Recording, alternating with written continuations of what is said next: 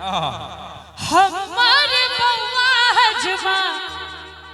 छैरे दुलारू कैची धीरे से चलती है ना कि हमार बउआ हजमा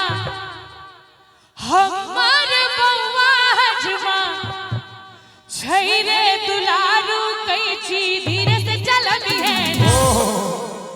रे कैची धीरे से चलती है ना रे हजमार दे बहु सोने रुपैया बउआ तू नहीं करती है ना रे हजमार दे बहु सोने रुपैया बउआ तू नहीं करती है ना हमार बउआ हजमा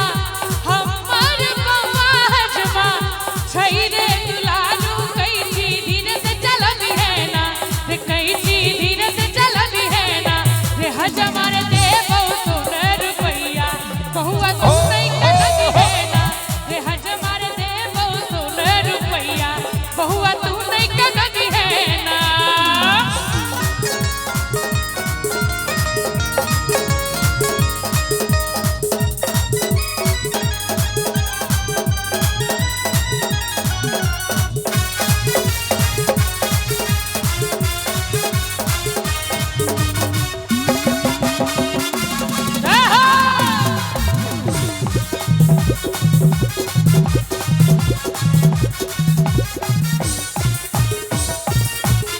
बउआ के मामी हजमा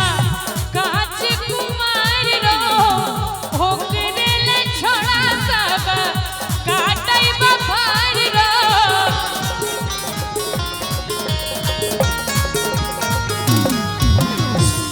बउआ के मौसी हजमा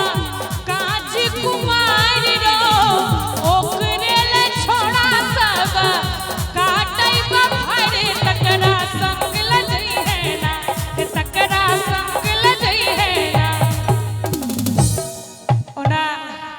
बउआ के मौसी कुमार तो नहीं छथिन ओसे देखले से बुझा मौसा जी सामने में बैसल छथिन लेकिन गीत में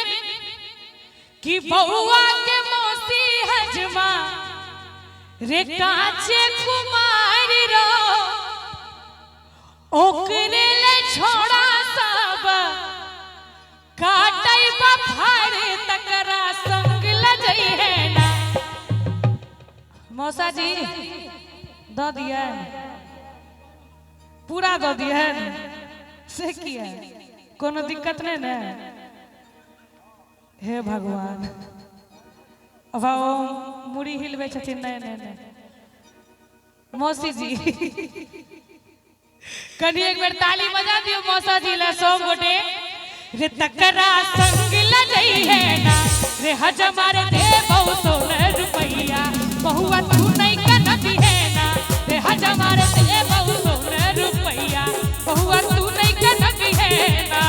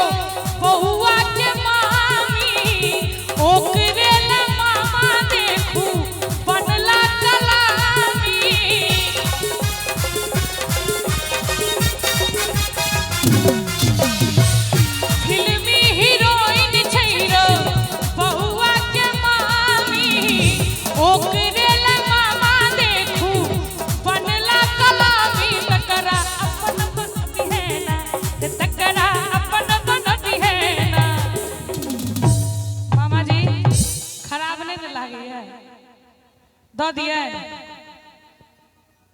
केहन लोग छी अहाँ सब यो ओहो साथ छथिन ओहो साथ छथिन दुनू गोटे कहे छथिन दो दियो हजमा के दो दिया आइ दई वाला दिने छै दो न दियौ अहाँ ने देबे लेकिन हम त आइ दैये देबे जाय जेबे जे हेते देखल जेते की हाँ हाँ बाद में देखल जेते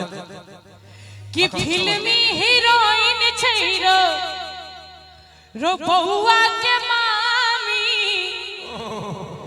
ओकरे ला मामा देखू बनला कलामी तकरा अपन बन बिहेना नहीं बजेगा तकरा अपन बन बिहेना रे हजमारे दे बहु सोन रुपैया बहुआ तू नहीं कन बिहेना रे हजमा